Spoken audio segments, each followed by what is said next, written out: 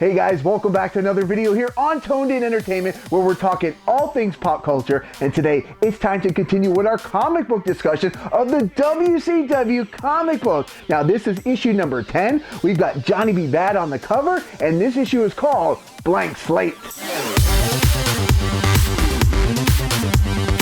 Now you gotta love the opening page of this comic book. We've got the evil, menacing Ghoul right next to an ad for the Muppets Christmas Carol. How appropriate.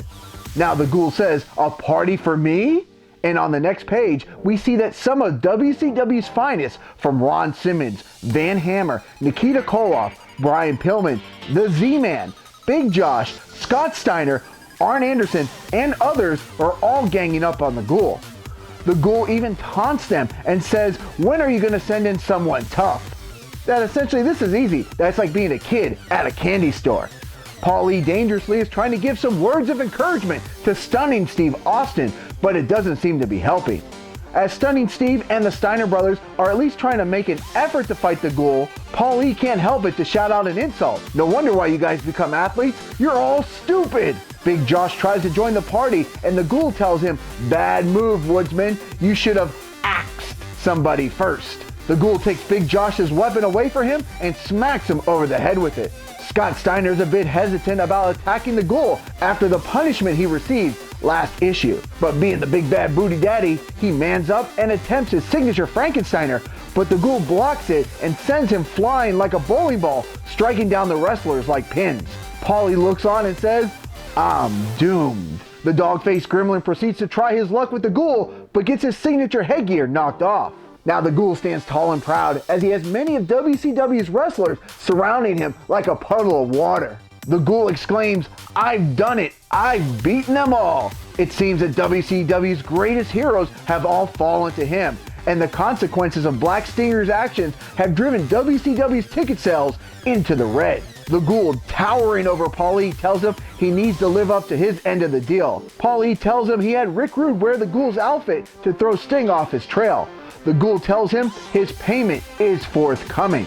Backstage, we get Cactus Jack thinking to himself why he keeps making deals with the Ghoul. But now he's fed up being shafted by the Ghoul and Max, and he's committed to breaking a bone for every dollar he's owed. And just like that, Cactus Jack is confronted by the Ghoul and Max. The Ghoul tells Jack he's looking a bit on the heavier side, and if he keeps bothering him, he won't have any teeth. Max throws out a very 90s insult and tells him to go call Richard Simmons. As the Ghoul walks away, he throws out another insult about Mrs. Foley and then proceeds to insult her baby boy again. Now furious, he tells the Ghoul he'll regret the day he messed with Cactus Jack.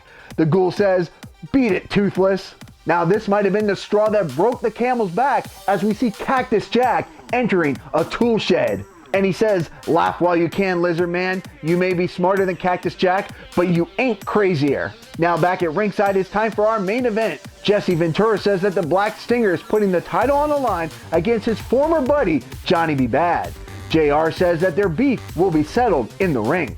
Coming down to the ring is a very colorful Johnny B. Bad, and this young lady can't resist leaning over the railing to give the Bad Man her phone number. Once Johnny B. Bad enters the ring, he gets the party started with showering the crowd with confetti. Coming down to the ring next is the WCW champ, the Black Stinger, accompanied by the Ghoul, and he's being greeted by a sea of boos from the former Little Stingers. Johnny B. Bad gets right into Black Stinger's face and tells him, "I didn't want it to come to this, but I'm a bad man and nobody sucker punches me." Black Stinger replies, "You forgot who you're talking to. I'm the WCW champion. I do what I want." Black Stinger starts by ruffling Johnny B. Bad's feathers, but the Black Stinger begins to remember that Johnny B. Bad is his friend and that he feels like a puppet, but he can't stop himself. The Ghoul yells out to keep bringing the pain. Sting sees flashes of the Ghoul telling him that "I'm your only friend." Sting begins to realize that the Ghoul is playing tricks with his mind, but he doesn't know how to break it. As Sting's mind is wandering, it gives Johnny B. Bad the opportunity to hit him with a gut-wrench suplex. But this outrages the Black Stinger as he says he was going easy on Johnny B. Bad and now begins to lay a wallop on him. But the punch does little to the Bad Man and he tells the Black Stinger, "You should eat some vitamins." And then he proceeds to hit Stinger with a punch of his own, sending him flying. Johnny B. Bad has the Black Stinger right where he wants him, but he takes a look at him and he can tell he's under some type of spell. Jim Ross explains, why doesn't Johnny cover the champion? And with the hesitation, Black Stinger sweeps Johnny B. Bad's feet and then sinks into Scorpion Deathlock. While the submission move is locked in, the boos from the crowd are too much for the Black Stinger to bear. With Johnny B. Bad not giving up, the Black Stinger begins to try some new tactics. He sends the Badman crashing into the corner. Sting then whips him off the rope. Johnny B. Bad counters with a leapfrog, causing the Black Stinger's knee to buckle. Johnny B. Bad, concerned for his friend, goes to check on him, but Black Stinger sucks him in with a cradle and gets the pinfall. Just as Black Stinger celebrates his title victory, Cactus Jack sneaks into the ring and bashes him over the head with a shovel. It appears that Jack's plan is to use the shovel to knock some sense back into the Stinger. As Jack leaves the ring, he says, "Now all that was done by my hands has been undone." Inside the ring, the fans of WCW show their disdain by throwing garbage at the champ. The hit on the head seems to have worked as Sting begins to get his memory back. Sting wants to explain to Jim Ross what has been going on, but JR does not want to hear it. Sting is left all alone as his little Stingers walk away.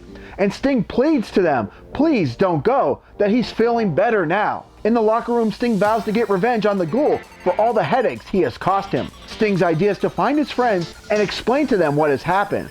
As he enters the locker room, the Stinger says, the Black Stinger will be laid to rest forever. A voice in the distance says, our sentiments exactly. On the final page of this issue, Sting is surrounded by a swarm of WCW superstars.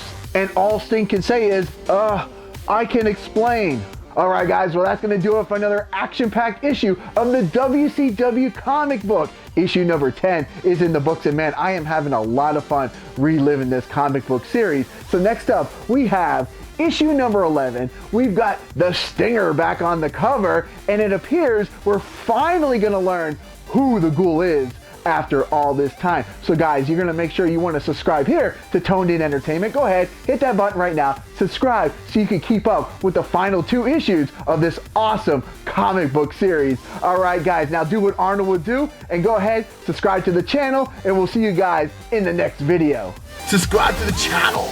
Do it. Go now. Do it now.